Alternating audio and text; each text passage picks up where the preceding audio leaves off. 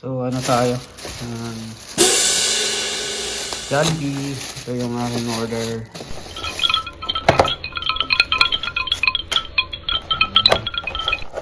Yung aking paborito. Jollibee guys. It's all spicy. Rice.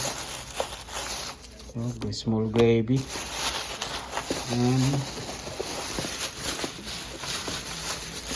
of course ito. Burger steak. Tama ba? Ito. Burger steak. Umapaw na. Okay. At ako'y gutom na. Kakain muna ako. Jollibee, Jollibee.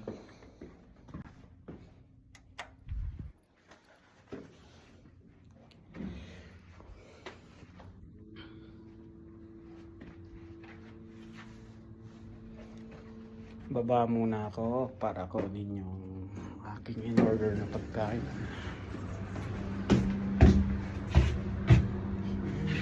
Ayan. Baka nandito na.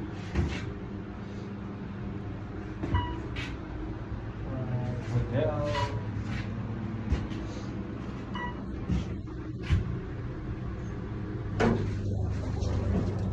Jollibee. Yeah, for Ariel? Yeah. Oh, how's it going, man? It's good. Yeah, I was just about to go off. Thank you. Jollibee, Jollibee. There you go, my friend. Oh, thank you very much, Yeah, Kay. man. Have a good night. Thanks. Yeah.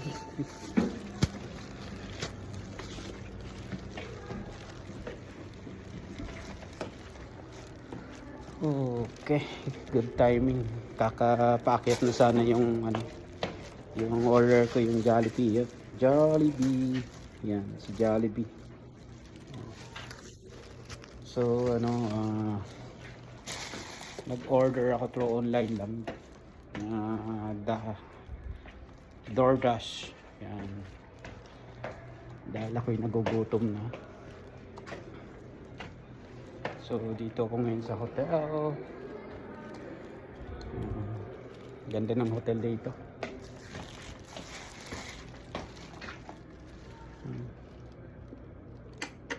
Hotel.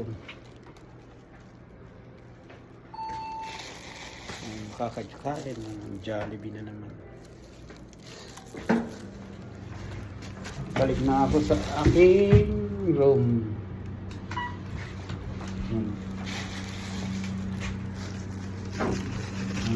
Jollibee, Jollibee. So simple lang na